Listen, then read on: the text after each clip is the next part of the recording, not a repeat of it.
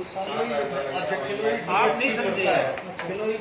क्या है कि हमारी जो सैंपलिंग है डिस्ट्रिक्ट लेवल की, हमने किलोई में मैं बाहर ही आ जाऊंगा। रोहतक पोली क्लिनिक रोहतक डिसेंट्रलाइज कर दिया कि भाई वहाँ का मरीज वहाँ का, यहाँ अपने डिस्ट्रिक्ट हॉस्पिटल के अंदर बर्डन ना है।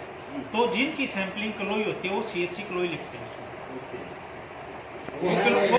वो रोहतक के भी हो सकते हैं, झज्जर के भी हो सकते हैं, बहादुरगढ़ के भी हो सकते हैं, गुरुग्राम के भी हो सकते हैं, सोनीपत के भी हो सकते हैं। जिन्होंने जो इनका सैंपल लिया तो उसकी जो रिपोर्ट, जैसे कि हमारी कुछ रिपोर्ट आती है CH रोहतक की, उनका सैंपल सिविल हॉस्पिटल रोहतक में हो गया। जिसका PGI में सैंपल होगा PGI लिखते हैं वो। ये सर अभी कोरोना पॉजिटिव की संख्या के बारे में क्या अपडेट है आज से? रोहतक के अंदर अभी तक कोविड पेशेंट की संख्या 50 हो चुकी है। तो आज रिसेंटली 5 केस मिले हैं।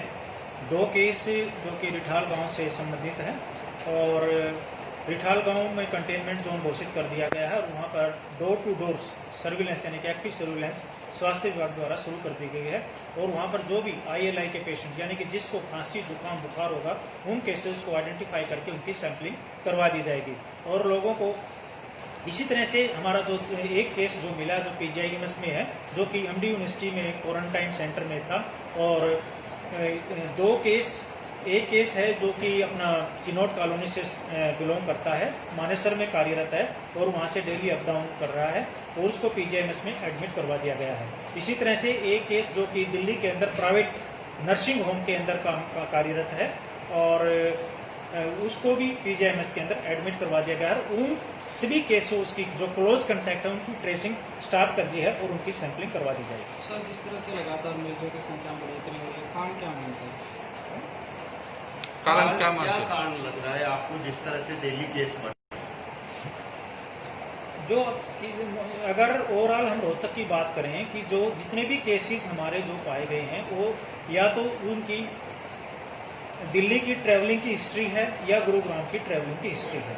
मोस्ट रोहतक के अंदर जितने भी केसेस मिले हैं वो बेसिकली क्या है कि वो या तो दिल्ली में रहते हैं और रोहतक से बिलोंग करते हैं। जिस तरह से अभी लॉकडाउन में छूट दी गई या फिर अब अनुरोध कर दिया गया, तो क्या ये छूट भी कुछ इसका कारण है? देखो इसमें तो ये है कि जो अपने जो प्रिवेंटिव मेजर्स हैं, जैसे कि भाई हमें मास्क का इस्तेमाल करना चाहिए, हमें सोशल डिस्टेंसिंग मेंटेन करके रखना चाहिए और इसी तरह से जो हॉट एरिया जो हॉट स्पॉट एरिया है वहाँ की अपनी मूवमेंट रिस्ट्रिक्शंस होनी चाहिए।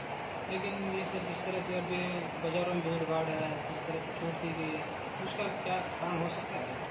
उसमें मैं यही कहना चाह रहा हूँ कि जैसे कि भी अपने अगर हम सोशल डिस्टेंसिंग का अगर मेंटेन कर रहे हैं, अगर मास्क का प्रॉपर हम इस्तेमाल कर रहे हैं तो हम इनसे अच्छी तरह से बच सकते हैं और हैंड सैनिटाइजर का इस्तेमाल कर रहे हैं।